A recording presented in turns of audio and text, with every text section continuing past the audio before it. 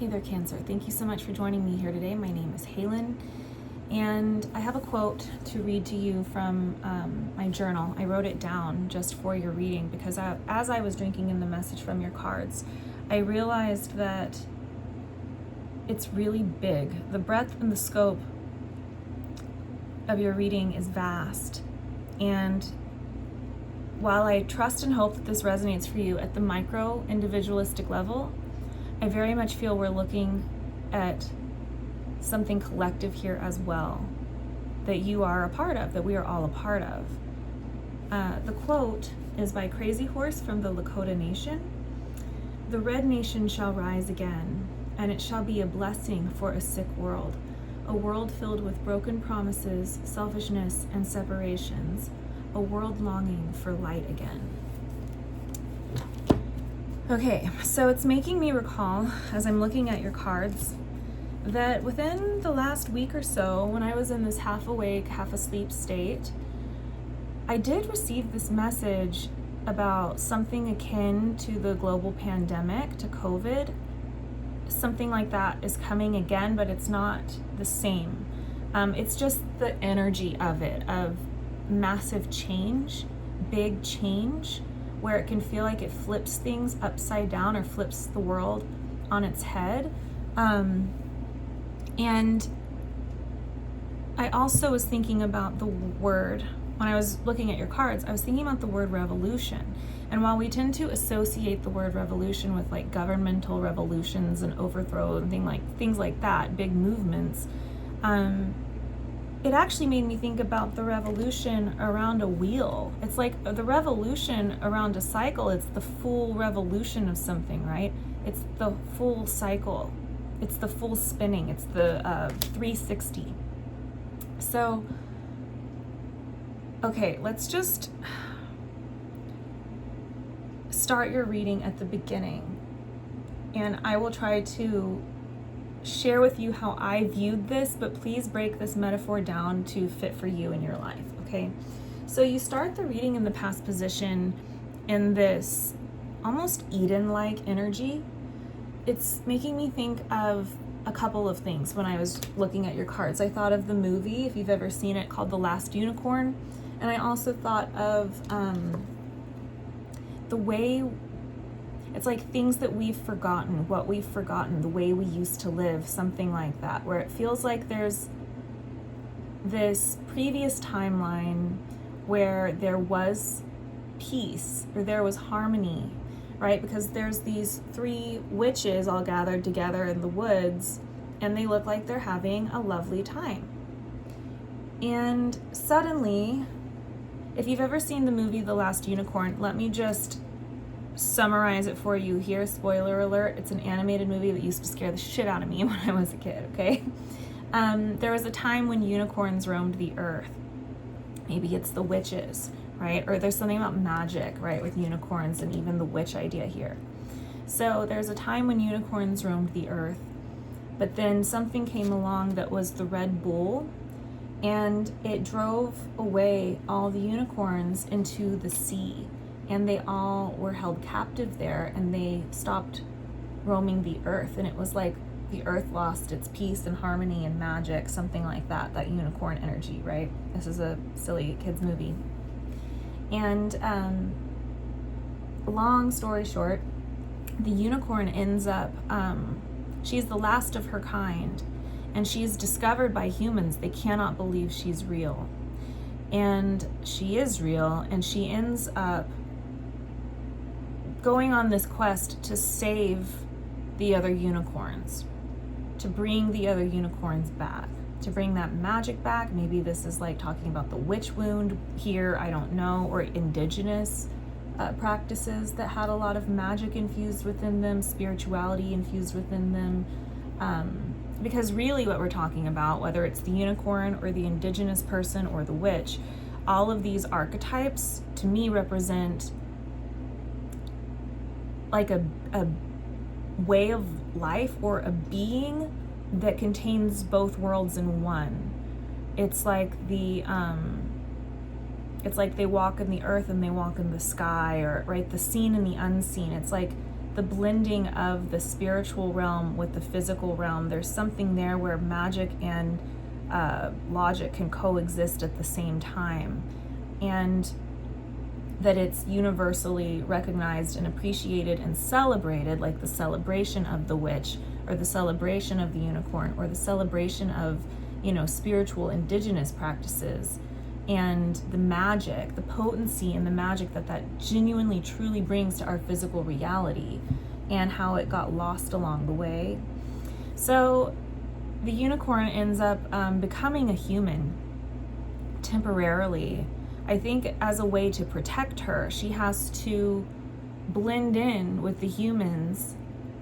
And it makes me think of how the old archetype of the witch, or the indigenous, the Red Nation, right? It's like they get, it's making me think about how the natives went through those boarding schools. And it was like, there was even a quote, kill the Indian, save the man, kill the Indian, right? So it's like you keep them alive technically, but you kill the Indian inside of them. It's kind of like the witch wound. It's kind of like the unicorn, the last unicorn. It's like she's still a unicorn, or there's still this lineage of magic and witches, whatever that word is or what it means, right? Or in indigenous people, I don't know, inclinations towards magic or spirituality or something. But it can be, I'm hearing that, I don't necessarily want to say the word I'm hearing. It can be washed out, right? It can be sort of like compartmentalized, and we pretend like it doesn't exist anymore. And that's what happens to her in The Last Unicorn. It's like she's forced to become a human and blend in, so that she no longer stands out because she's going to be harmed, and she's the last of her kind.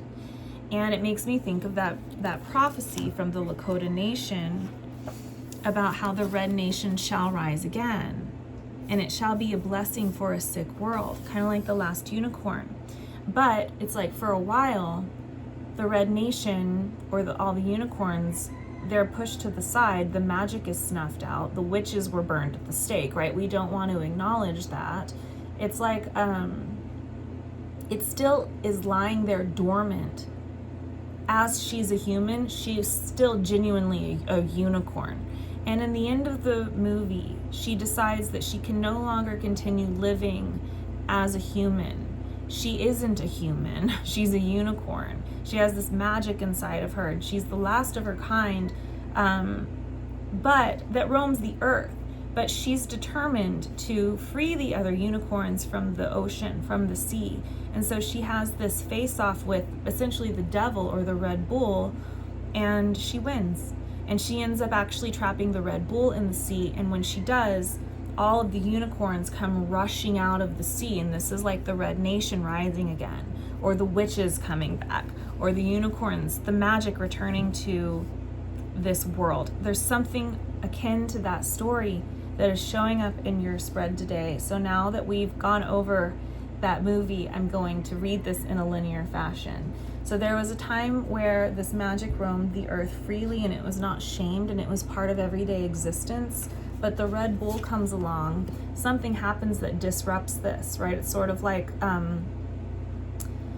the white man coming to the indigenous people, that kind of idea, right? Where suddenly it's like you are put on the defense here. It's like you become a warrior because there's this attack essentially that's coming in, and it's disrupted this peaceful place, right? The bird's nest, where we all have these inherent rights, or this natural way of living.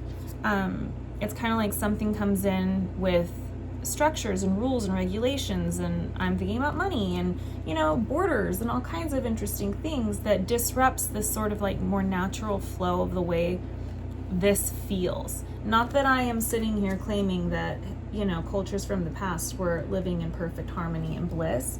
I'm just going to go along with this idea for the message of the story, okay? Because I honestly view it through these lenses, but it almost feels biblical as well. Like I'm looking at Garden of Eden, and then it's like this devil comes in that puts humans on guard because suddenly there's something to be defensive against. Okay, and this is all in your past position. So I don't know if for you personally, something came in and disrupted your peace and your magic and your flow, right? Where it was all very innate and it was easy. It's kind of like you don't have to pay a price to live. That's what I keep thinking of. So again, I feel this is very collective. I'm 10 minutes in, my God, but I also feel like it's very micro, very individualistic. So still in the past position, it leaves you here with your arms up with the moon. I feel like you're going like this, like, what do I do now? What do I do? It could have to do with your work. You don't exactly know what to do. With the winged messengers, did I say that? It feels like you're almost asking the spirit realm and your ancestors and the way they manifest in the forms. You're like, what the hell just happened? This has disrupted everything. It does feel like a tower moment. It feels like something, I'm hearing the song from the Wizard of Oz. It feels like that. It's like the Wicked Witch has swooped in, something like that. And it's like you don't know where to go from here, because in a way it's like all the other unicorns have gotten wiped out. It changes everything. And you're still showing me that you have this connection to your ancestors, like the Red Nation that got completely wiped out. And it's like, we're still here. We still contain this within us. It's like this work that we have to do, that's spiritual work, like for the Most High or something, that's connected with our ancestors, and you still have this connection to them, but it's like here in this world of forms and whatever is going on, you don't exactly know where you're going or where life is going or what it's all about or what to do. It feels like you've had to be on the defense and you don't exactly know.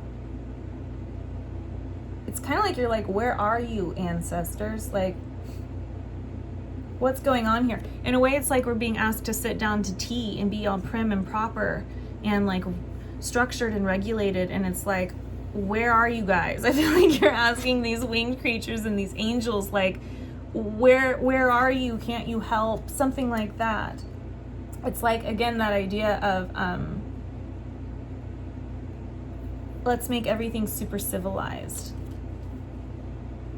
super hyper rational or super logical, something like that. So,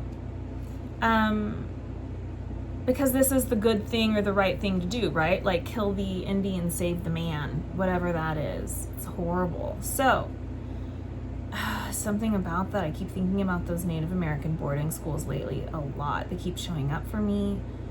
Anyway, so your current energy is showing me how there's this death with the buffalo, and I didn't realize that when like the white man came in, and maybe that's not the right way to describe them, but that's how I'm going to describe it, right? We've got the Red Nation, the red man, and the white man, and it's like when they came in, they actually purposefully slaughtered all of the buffalo because that was the natives' main source of sustenance. And so they were it was very systematic. I'm hearing the word tactical. I don't know if that's properly used in this context, but it's like they systematically mass slaughtered all the buffalo because they knew that the natives would have no sustenance, because they see how these two things live in harmony. And I feel like the buffalo represents something about this magic or that unicorn, the great spirit. It's like, right, they come in, the Red Bull comes in and it wipes out all the unicorns. And when the unicorns are gone from the earth, all the humans lose their hope, they lose their magic, they lose their peace and harmony. It's something like that, because they've been systematically demolished and wiped out.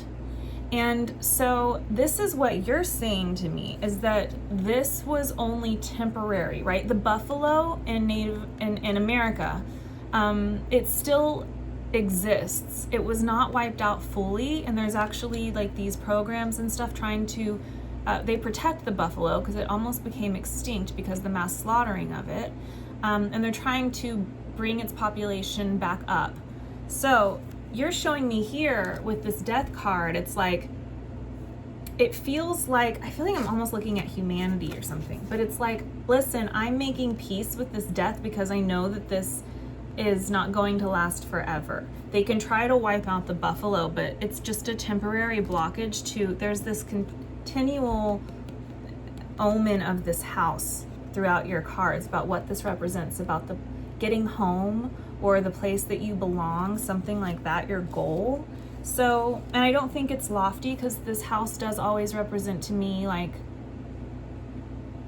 kind of like this, just like simple life, right? Like the way that life just feels like it naturally should flow and should be. It's not like you're trying to win the lottery or anything with this little Amish house that shows up in all your cards. It's like you just want some, it's almost like a basic human right.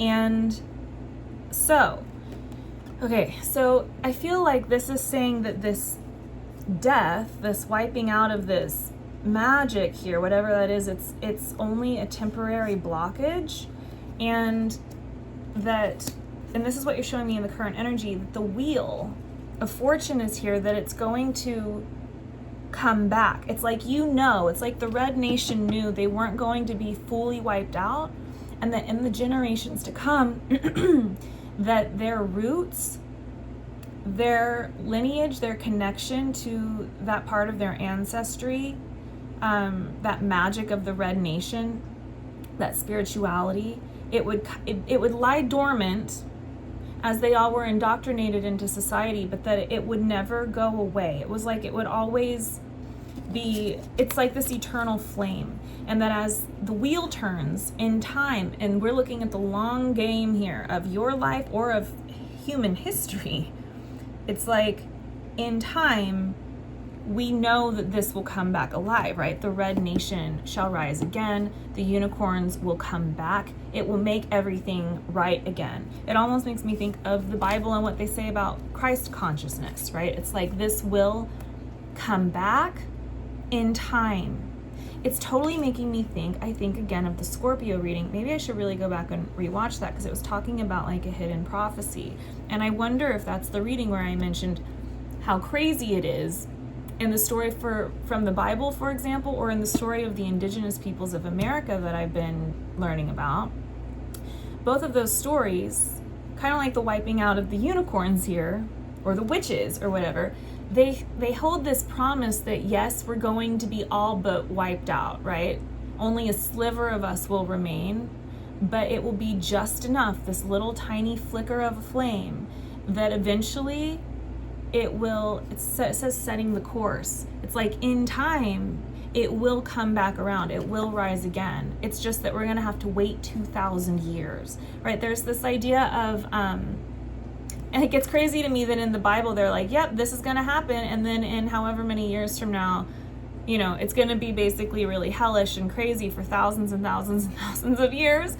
And then that little tiny flicker of a flame, that Christ consciousness, it will come back and it will set the course right again, right? With these rainbows and everything, like we'll be free to move forward. The unicorns will come back. The sacred spirituality of the indigenous people, or the wisdom of the witches, or whatever it is, it's like you can dim the flame, but it's not being snuffed out completely. And again, I think I'm hoping that this resonates for you at a personal level, on a personal level as well. But I also think we're looking at a collective story here. And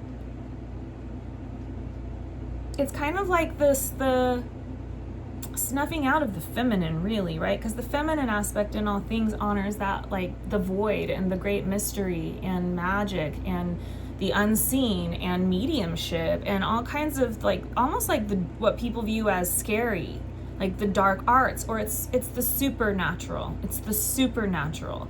It's not just the things that, from a masculine perspective are very linear and make sense. We're talking about the resurgence of the circle, which is the female to me, not the line, right? Because it's like, to me, I'm trying to make sense.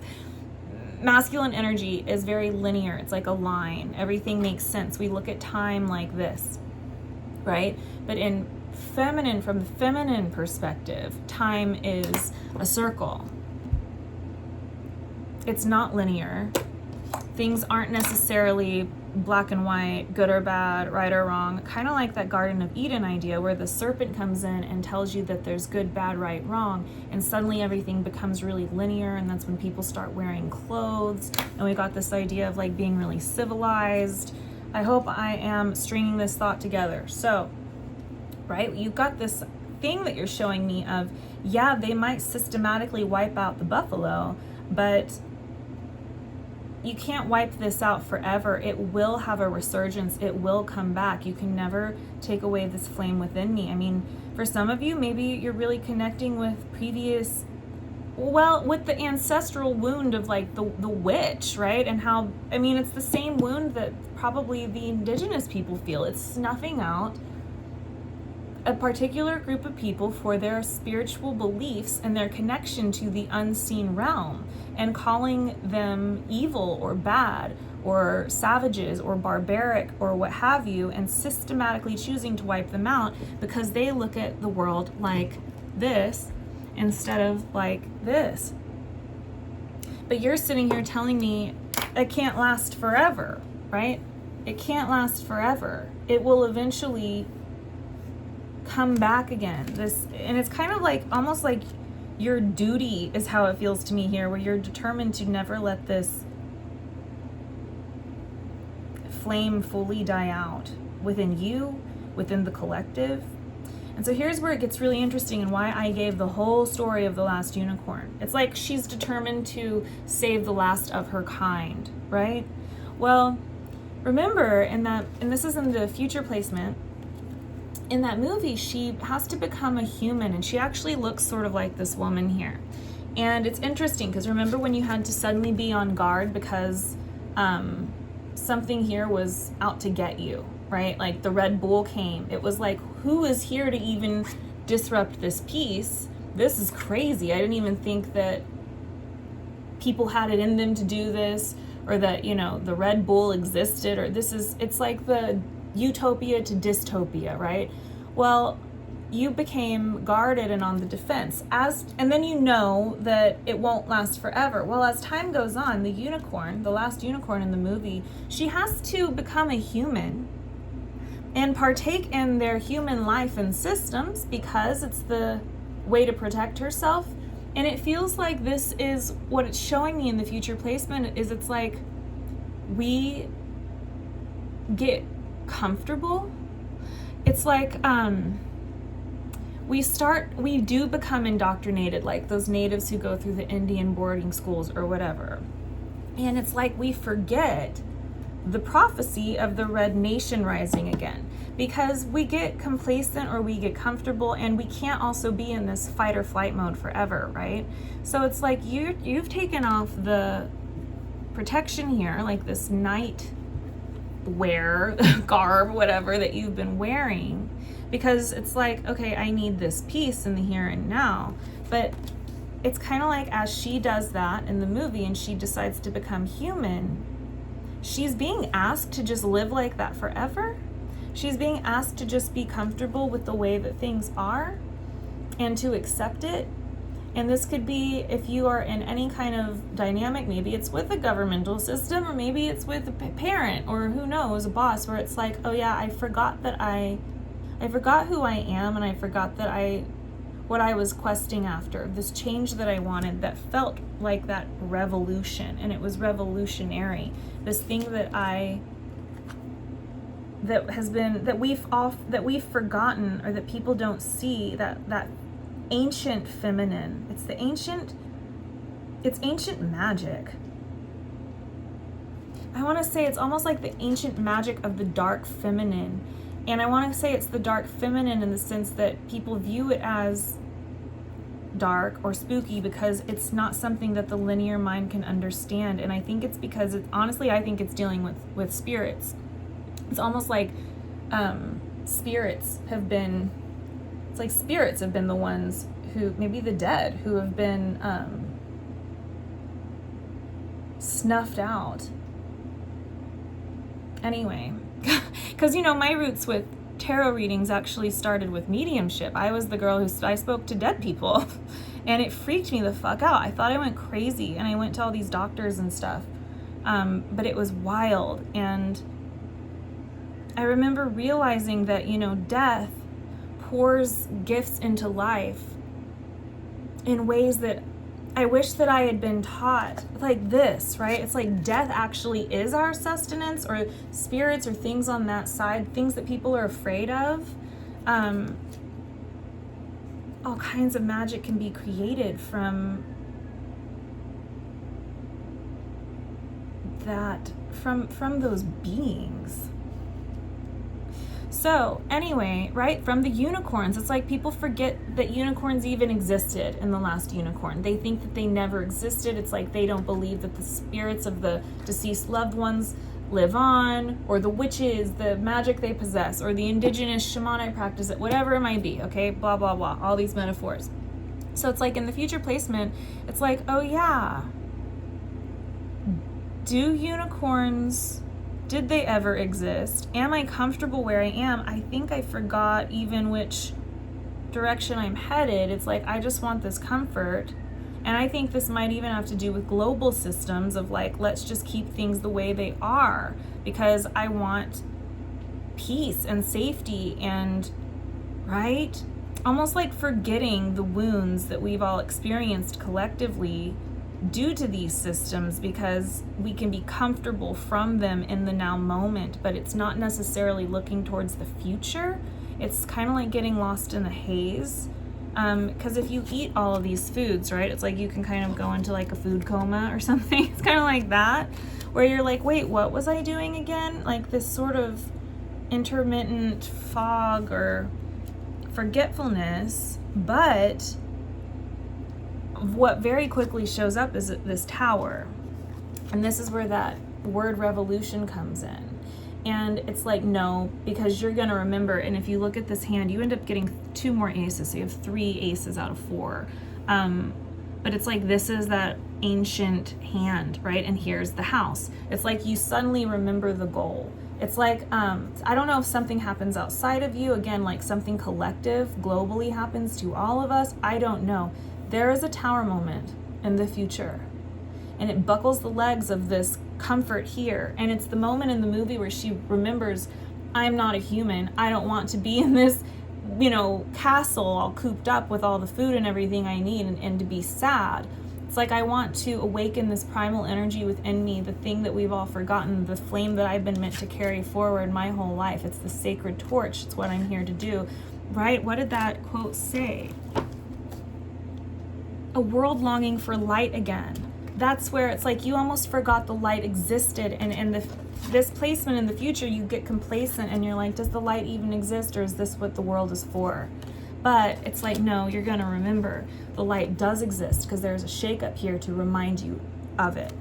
And it talks about this prophecy, which is making me think of the Scorpio reading, which was coming out heavily in, I think, the Gemini Extended. But it's something about the sands of time. It's right. This is this is the prophecy of the human collective, or of your destiny. And it shows this treasure. And it's like this house has been ransacked, which sort of feels like this, right? It's like everything becomes empty from the sands of time because something here isn't working. And that's what sparks the awakening. And it's this oracle. It's the oracle. And it's what we're returning to, which is that ancient dark feminine, this home, this house, whatever that is. And so you have the house show up 2 more times. You've got the Ace of Pentacles, and this is the Empress. And I feel like this Empress is the true King of Pentacles. This is the King of Pentacles is basically showing me here that it's like, oh yeah, forget about unicorns ever existing or this magic ever existing. Just follow along with me. Please make it fit however it fits for you.